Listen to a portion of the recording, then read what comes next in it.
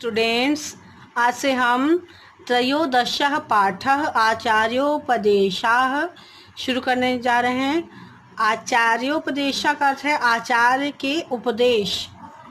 संस्कृते नाटकानां परंपरा अति प्राचीना अस्ति। इयं परंपरा साम्प्रतम् अपि निर्बाधरूपेण प्रचलति। संस्कृत में नाटकों की परंपरा बहुत पुरानी है और यह परंपरा अभी भी आज तक निर्बाध रूप से चल रही है, इसमें कोई बाधा उत्पन्न नहीं हुई। विंश शताब्द्यां गुर्जर प्रदेशीय श्री मूल शंकर माणिक लाल याज्ञिकेन अपि अनेकानि पुस्तकानि रचितानि। 20वीं शताब्दी में गुजरात प्रदेश के श्री मूल शंकर माणिक लाल याज्ञिक ने भी अनेक पुस्तकों की रचना की है। तेषु संस्कृत भाषायां संयोगिता स्वयंवरम प्रताप विजयम छत्रपति साम्राज्यश्च वर्ण्यते।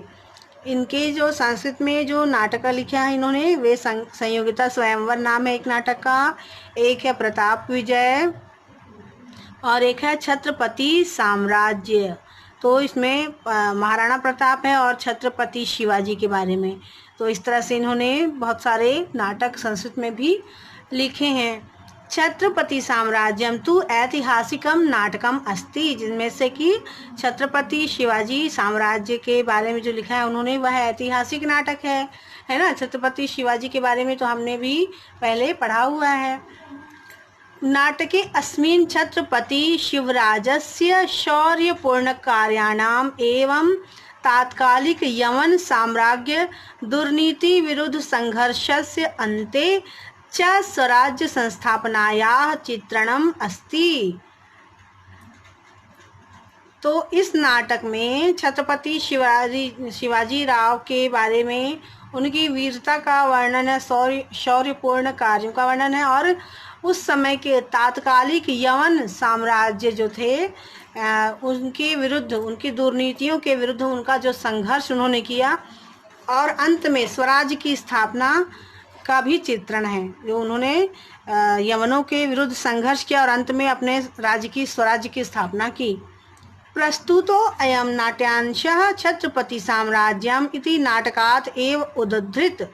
तो ये जो नाटक है वह छत्रपति साम्राज्यम जो नाटक है उसी से ही लिया गया है। अस्मिन् शिवराजस्य गुरोः श्री रामदासस्योपदेशाः सन्ति। इसमें इस जो ये वाले भाग में शिवराज जी के गुरु जो थे श्री रामदास जो थे, उनके उपदेशों के बारे में भी लिखा हुआ है। राष्ट्रभक्ति भावना भरितो अयम अंशः निदर्शनीयः। तो राष्ट्रभक्ति की भावना से भरी हुई ये एकांकी है, तो इसका मतलब इसे पढ़ना बहुत ही आवश्यक है।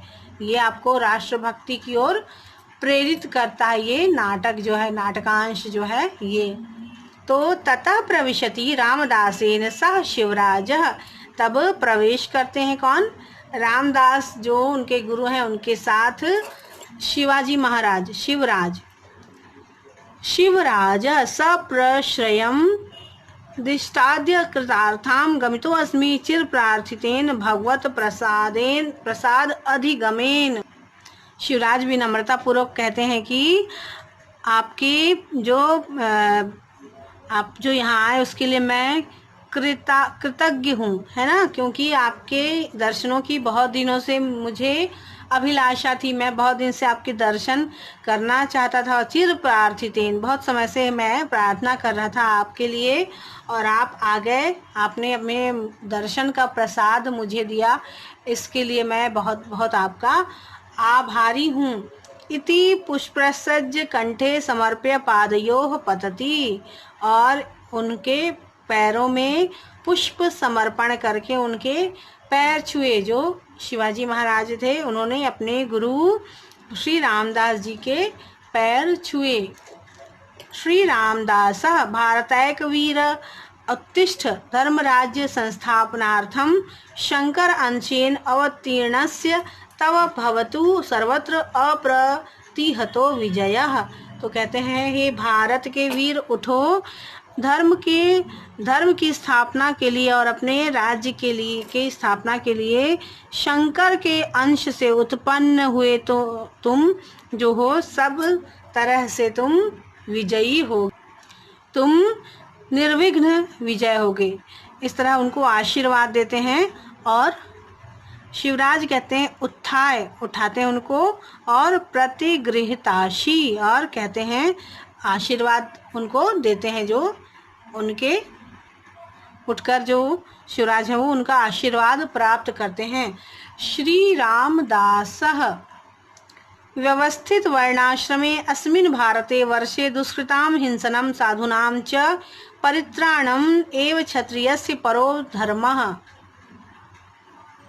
तत् नयमार्गम् अवलम्ब्य उत्पथगामिनो नृपाधमान् च उन्मूल्य प्रवर्तय स्वधर्म शासनम यत्।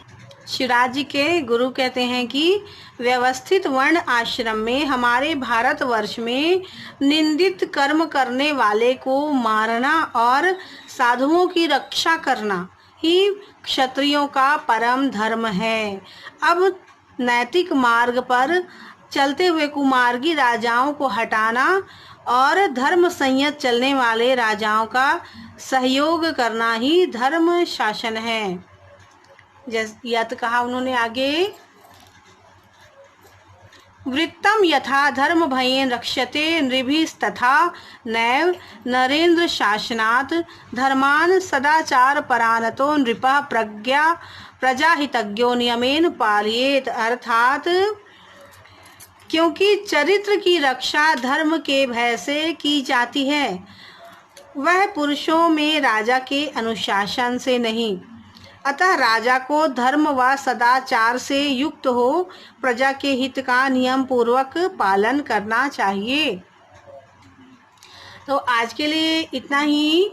हम अपनी अगली क्लास में इस नाटक के आगे के भाग को पढ़ेंगे, ठीक है। और इस पाठ के कठिन शब्दों को आप अपनी नोटबुक में लिखेंगे।